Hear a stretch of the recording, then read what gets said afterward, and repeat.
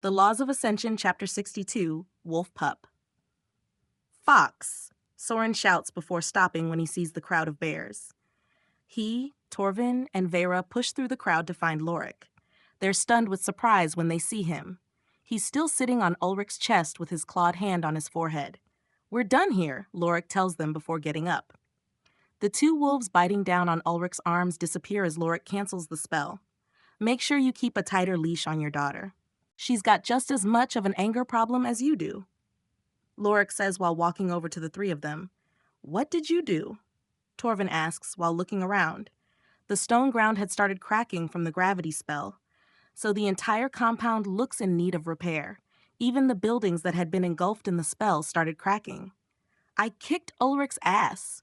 "Oh, and Ulrich," Lorik says before turning back around. Ulrich's got back to his feet but is glaring at Lorik. "I expect my payment in full within the next hour. Otherwise, I'll just come back and, well, the result won't be pretty," Lorik says, causing Ulrich to grit his teeth. He holds his hand out and a single gold coin appears from his item ring. He tosses it to Lorik before crossing his arms. "There, now get the hell out of here," Ulrich says sternly, causing Lorik to chuckle. "Gladly. This place is a mess," he says before leaving. Torvin, Soren, and Vera follow him silently. It's not until they're out of the compound that Torvin turns to him. "So what happened? How'd you kick his ass?" he asks before Lorik explains what happened. They stop on the street leading to the compound since no one will be passing by here. This way they can talk without any issues. "That was clever. In a head-to-head battle, you'd never beat a mage like Ulrich, no matter how stupid he is. So you riled him up with anger before attacking him from a blind spot. You also made sure to end it quickly. Had he calmed down, he'd realize he could easily outlast you in terms of endurance," Soren says with a smile on his lips. "But it was reckless. You almost got yourself killed. If Ulrich didn't hold back to not harm his men, you would have died before we got here," Torvin says, causing him to shrug. "Had to do something. If I let you handle it, people would think I'm weak and have to be sheltered. Besides, it was bound to happen anyway," Lorik replies before turning to Torvin. "Anyway, do you have my flowers?" he asks, causing Soren to sigh. "Here you go," Torvin says while handing them to Lorik. He takes a small wooden box out of his item ring and Lorik stores it away. "What's your plan from here? You know they'll realize who you are now, right?" Soren asks. "Yeah, but I happen to have connections in high places, both down here and up there," Lorik says before laughing. "Lorik, you need to become a wolf pup," Torvin says seriously, causing Lorik to flinch. He sighs before running his hand through his hair. "Fine, but I'll only become a pup. I have no intention of becoming a wolf," Lorik replies, causing him to nod. "I didn't expect you to agree so easily," Soren replies with a smile. "I knew what I was getting myself into when I attacked the bears, so I'll go take care of matters up top," Lorik says. "Very well, we'll do that then," Torvin says before walking away.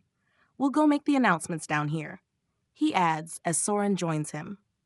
Lorik and Vera start walking back to the entrance they came in through. "What does a wolf pup mean?" Vera asks. "I'll tell you later. I have to tell Master and the King anyway," Lorik replies before messaging Cyrilda. He asks if he can meet with her and King Eldrin tonight. "Anyway, how are you feeling? I assume Torvin gave you a potion, right?" Lorik asks. "He did, and it stopped the bleeding. The pain's mostly gone now, and I don't think it'll affect tomorrow's matches." Vera replies. "Good, and sorry about that. But that bitch has always had it out for me," Lorik says as they get back to the busy paths. The two of them walk back to the exit in silence. "Good work out there, Fox," the hunting dog says while opening the exit for them. Lorik and Vera walk through it without a word.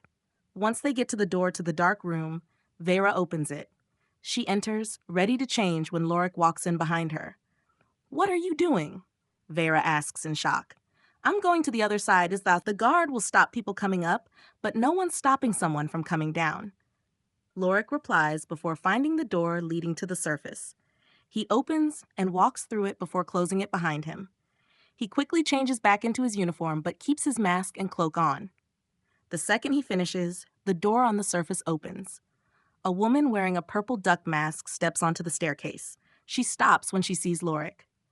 "Someone changing here. Wait a minute," he tells her, causing her to nod and turn around. After another minute, Vera comes out in her uniform. Put your mask and cloak back on. Someone's up top, Lorik says. Vera does as he says and covers herself up. They then walk up the steps and out of the black market. The purple duck woman quickly enters it. Is it clear to take these off? Vera asks while looking around. Yeah, Lorik replies while taking his cloak and mask off. Vera goes to hand hers back to Lorik, but he stops her. Just keep them. You're tied to that cat mask now, so I can't use it as a backup anymore. Besides, it'll be helpful if you ever need to go down there. But stay away from the bears. Lorik says, causing her to smile. She stores the clothes, cloak, and mask in her item ring quickly. Can you tell me about what it's like down there? Like the politics between you, Torvin, the arena, and the bears? Vera asks, causing Lorik to stop. They stand in the alley while Lorik talks. Sure, but it's pretty straightforward. The arena and hunting dogs were the first to really appear down there. There were others, but they were the first organized force. Torvin made a name for himself shortly after the arena appeared. He only had 3 members on his team then, but they were experts. Since people weren't scared of the black market as much back then, he was able to quickly gather a lot of information. Using this, he and the arena quickly made a name for themselves. They grew in power and fame and quickly became the backbone of the black market. But there were others who didn't like them or were jealous.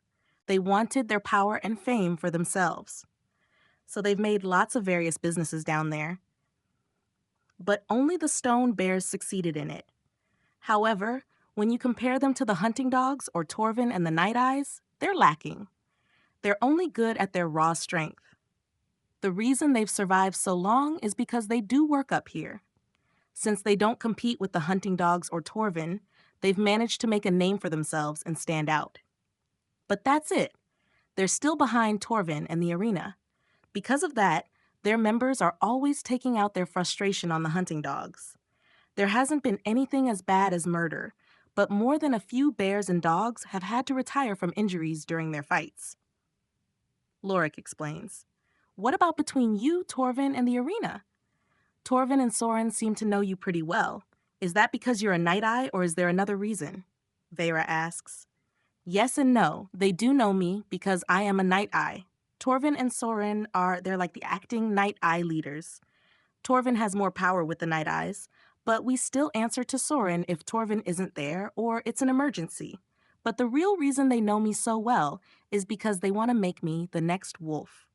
Lorik replies before checking his bracelet. It vibrated while he was speaking about the bears. He reads Cyrilda's reply, saying to come by now, as the others are there. She doesn't specify who the others are, though. Looks like Master is ready. I'll tell you about Wolf once we're there. Lorik says before walking off. I'll take you. I want to stretch my legs. Nixfang says as silverish gray mist pours off Lorik. Can you carry the both of us? Lorik asks, causing Nixfang to bob her head up and down. She bends her legs, lowering her body to make it easier for them to get on. Vera climbs on first, with Lorik sitting behind her. Once they're both on, Nixfang takes off. She runs down the alley swiftly. Slow down on the streets, Lorik says sternly. Fine, Nixfang replies bitterly before turning. She goes down an alley wide enough and leads to a street. Do you know where the castle is? Vera asks. Yes, I've seen it when Master walks to and from it, Nixfang replies as they get to the street. She slows down to a light jogging speed while making her way to the castle. She goes around carriages and wagons in the street before getting to the gates. She turns back into mist and enters Lorik's soul. Lorik and Vera fall and barely catch themselves. A little warning next time, Lorik says before sighing. He walks up to the gate with Vera. They show their IDs before entering the castle. They make their way to Cyrilda's office before knocking and entering. Welcome. So what did you want to talk about? Cyrilda says as they enter. Why is she here? Lorik asks while motioning to Leora. Am I not allowed to be here? She asks, faking a hurt tone. No, now leave. Lorik replies, causing her to gasp. Relax, I'm kidding, but why are you here? I came to speak with someone for a project. I have to interview a judge for my class. Rowan and Sarah grabbed me on their way in after I finished the interview. Leora replies. Any chance you, and preferably Sarah and Rowan, could leave? Lorik asks her, looking at her with fake puppy dog eyes. Leora just stares at him, too confused but his eyes to respond. "One, no, I'm not leaving, especially if you ask like that." Leora replies, causing Lorik to sigh. "Fine, fine," Lorik says before turning to Cyrilda. "So Master Vera and I went to the black market earlier. I went to get the flowers and Vera tagged along. A lot happened and I'm going to make this long story short. So Vera got stabbed, I beat up a mage, and now I'm a wolf pup." Lorik says, causing her to sigh. "I need more details than a single sentence. And what do you mean Vera got stabbed?" Cyrilda asks, not processing what he said fully for a moment.